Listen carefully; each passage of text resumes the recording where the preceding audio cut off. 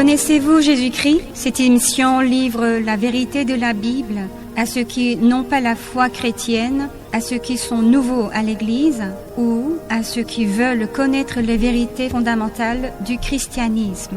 Cette émission est menée par Sangdin Lee, pasteur de l'Église coréenne et missionnaire de CCMF, Communauté coréenne des missions pour la francophonie au Bénin. Et je suis Eunzi Park, missionnaire de PCKWM, mission mondiale de l'Église presbytérienne de Corée et de CCMF au Bénin.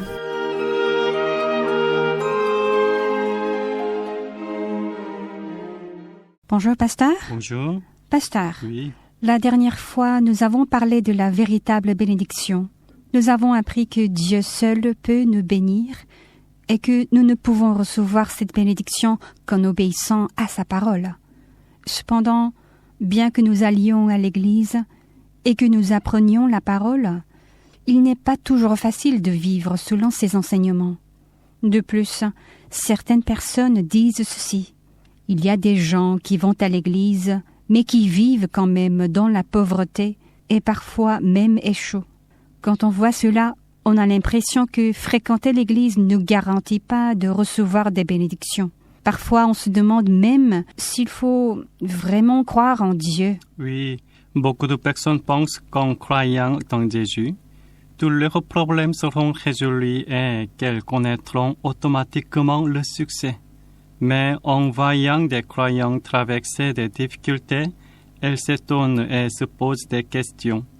Comme vous l'avez dit, certaines personnes se demandent même si elles doivent continuer à aller à l'église et à croire en Dieu.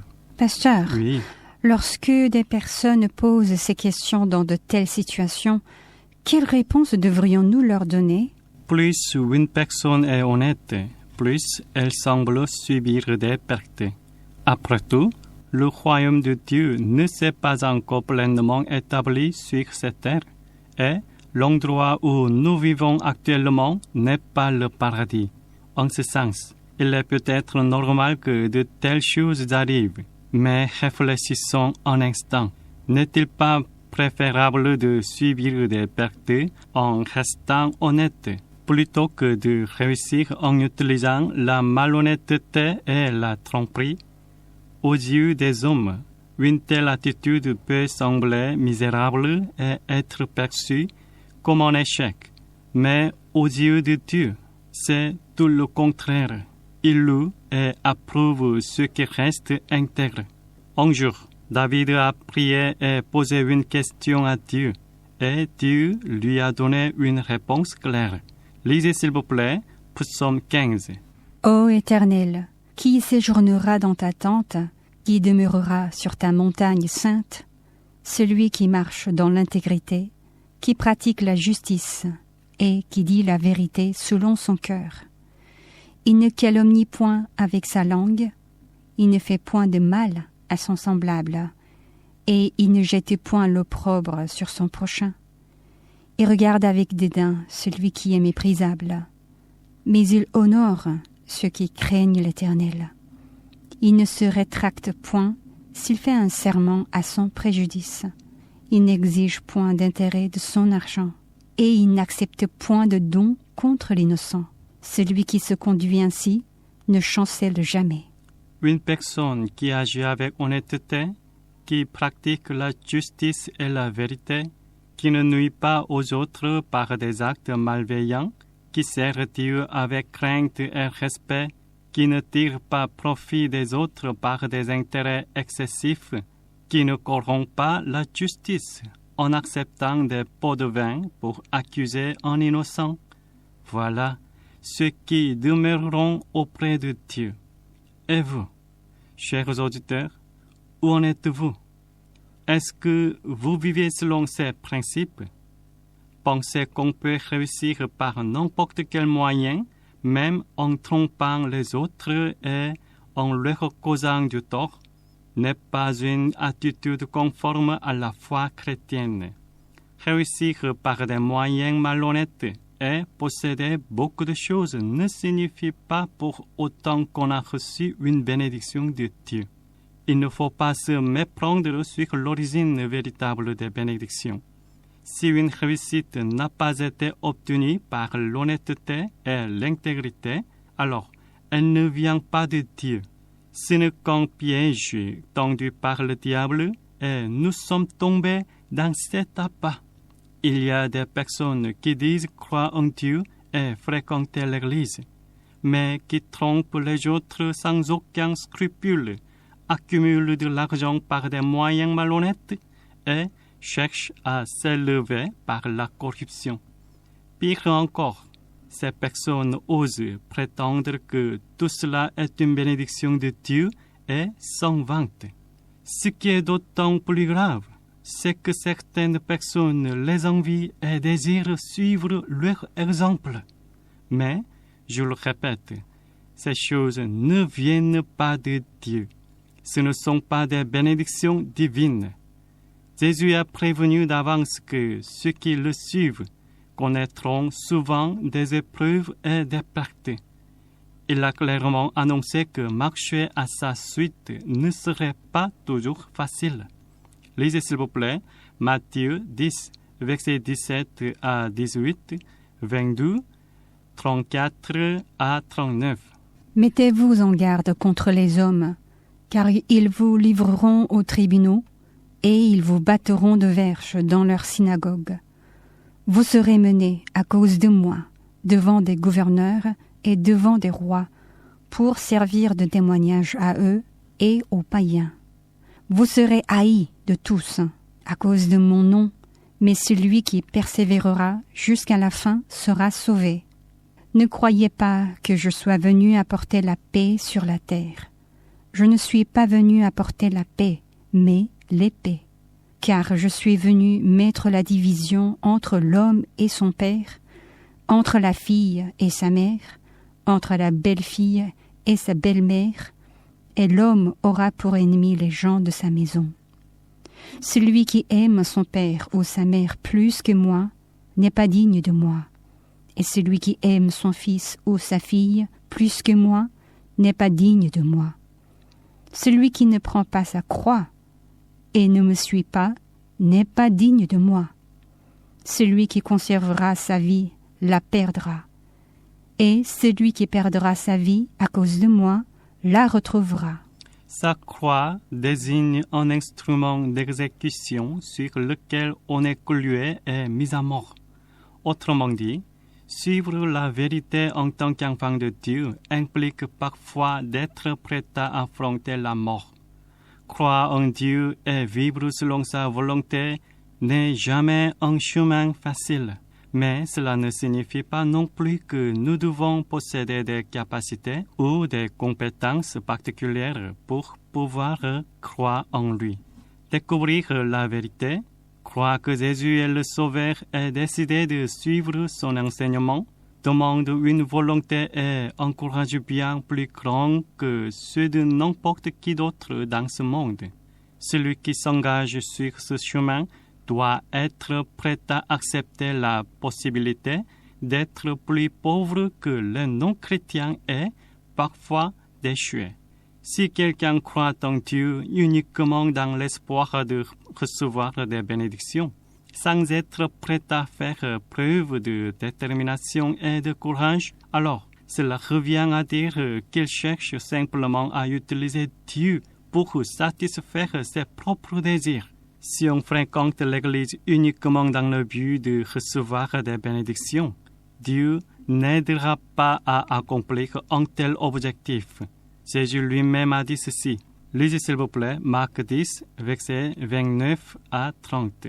Jésus répondit, « Je vous le dis en vérité, il n'est personne qui, ayant quitté à cause de moi et à cause de la bonne nouvelle sa maison, ou ses frères, ou ses sœurs, ou sa mère, ou son père, ou ses enfants, ou ses terres, ne reçoivent au centuple, présentement dans ce siècle-ci, des maisons, des frères, des sœurs, des mères, des enfants et des terres, avec des persécutions, et dans le siècle à venir, la vie éternelle. » Jésus a clairement annoncé que ceux qui le suivent subiront des pertes.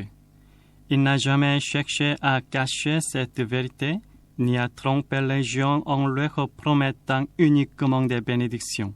Il a même précisé que si on reçoit une compensation pour ce qu'on a perdu, celle-ci viendra avec des persécutions. Ne pas recevoir de récompense durant cette vie ne signifie pas qu'il n'y en aura jamais. Même si nous ne sommes pas récompensés ici-bas, Dieu nous donnera la vie éternelle après la mort et nous rendra au centuple tout ce que nous avons perdu, nous a été arraché ou n'a pas été compensé dans ce monde.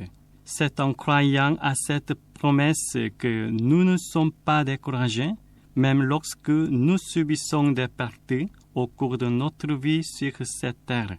Non seulement lorsque Jésus était sur cette terre, mais même après sa mort. Ceux qui ont cru en lui comme leur sauveur et l'ont suivi ont traversé d'immenses épreuves, n'est-ce pas? Oui, c'est exact. À cette époque, croire en Jésus signifiait être complètement rejeté par la société à laquelle on appartenait. Certains étaient arrêtés, torturés, livrés aux lions ou même exécutés sous de fausses accusations. Cependant, pour ceux qui suivaient la vérité et croyaient en la vie éternelle, ces épreuves et ces souffrances n'étaient pas un obstacle. Pasteur, Oui. dans le passage de Marc que nous venons de lire, il est question de quitter sa maison, ses frères, ses sœurs, ses parents, ses enfants ou ses terres. Certains pourraient alors se demander s'ils doivent réellement tout abandonner pour suivre cette parole.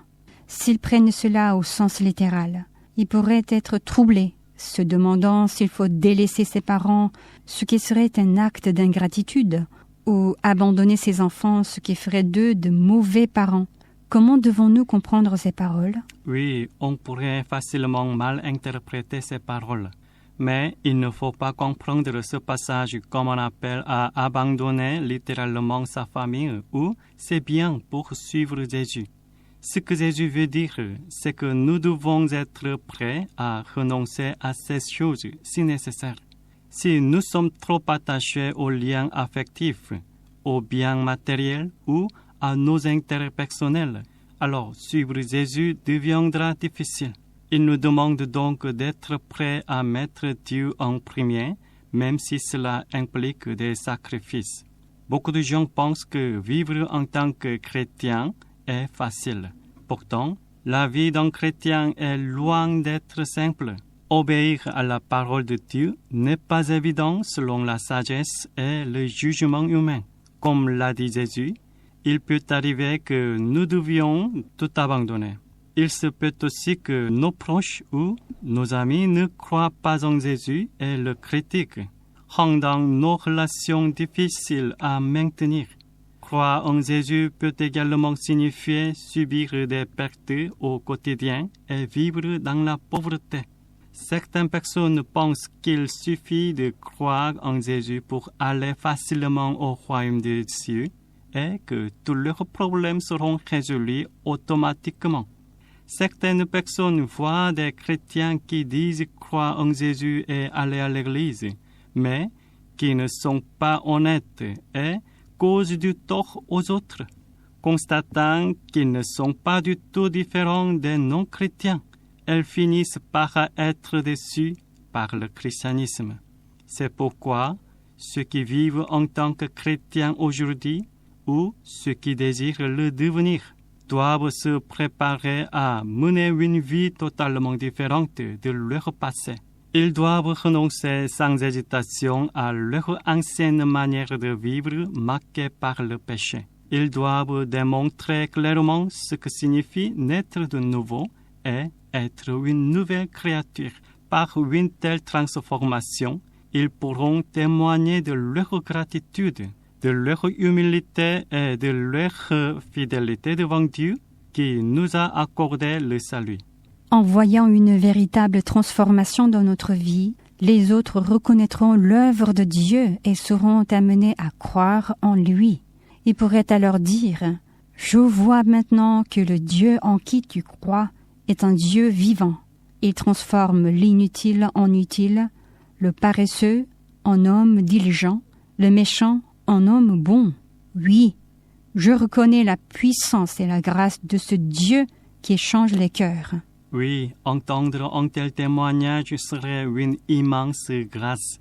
Cela prouverait que nous avons vécu notre foi de manière authentique et que nous avons donné un bon exemple à d'autres. Mais si quelqu'un se dit chrétien sans manifester une foi sincère, sans donner une influence positive et, pire encore, en devenant un obstacle à l'évangélisation, tout en espérant uniquement des bénédictions de Dieu, alors il s'accroche à des désirs vains et égoïstes. Personne ne souhaite subir des pertes dans ce monde. Tout le monde aspire à voir ses entreprises réussir. Cependant, si cette réussite est obtenue en trompant les autres et par des moyens immoraux, peut-on réellement parler de véritable succès? Aux yeux des hommes, cela peut sembler être une réussite, mais selon le jugement de Dieu, ce n'est rien d'autre que le fruit du mal.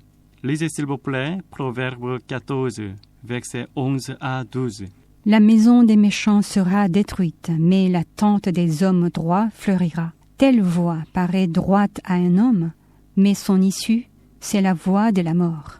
Aux yeux des non-chrétiens, nous pouvons parfois paraître insensés.